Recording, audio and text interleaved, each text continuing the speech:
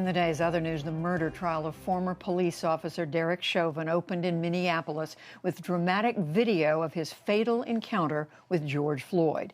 It showed Floyd pinned by Chauvin's knee on his neck for nearly 9.5 minutes. The defense argued that drugs and health problems caused Floyd's death. We'll look at all of this in detail after the news summary. A judge in Michigan today ordered 3 more men to stand trial for allegedly plotting to kidnap Michigan's Governor Gretchen Whitmer last October. The FBI says they were anti-government extremists who were angered by COVID restrictions. 11 other men have already been charged in federal or state courts. In Myanmar, security forces killed more protesters after the deadliest weekend since the military coup. Demonstrators with slingshots clashed with security forces today, and at least 5 were killed. 114 were shot dead on Saturday. Meanwhile, thousands of Myanmar's ethnic Karens fled into Thailand to escape airstrikes by Myanmar's military. Thailand denied that it is forcing them back to Myanmar. The Biden administration responded to the killing in Myanmar by suspending a key trade deal. White House Press Secretary Jen Psaki called the military's actions unacceptable. And we continue to make clear that we will impose costs on the military regime for the deadly violence against peaceful protesters and the suppression of human rights. We, of course, continue to work with our allies and partners and like-minded institutions as we condemn the actions of the military, call for the immediate restoration of democracy, and hold those who seized power accountable.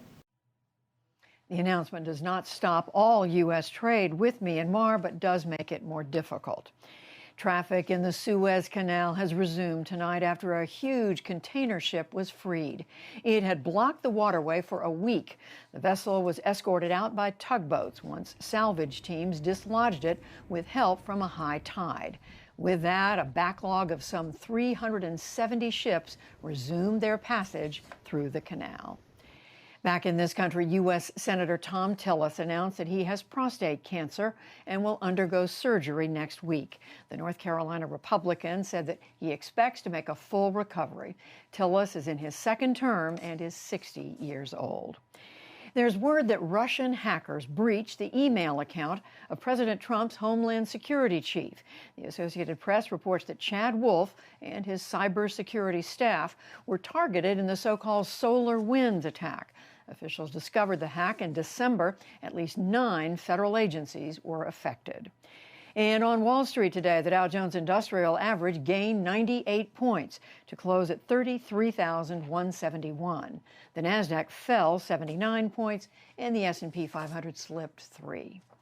Still to come on the NewsHour, opening arguments in the trial of the police killing of George Floyd. The World Health Organization releases its report on the origins of the coronavirus. Amazon employees in Alabama attempt to unionize, plus much more. This is the PBS NewsHour from WETA Studios in Washington and in the West from the Walter Cronkite School of Journalism at Arizona State University.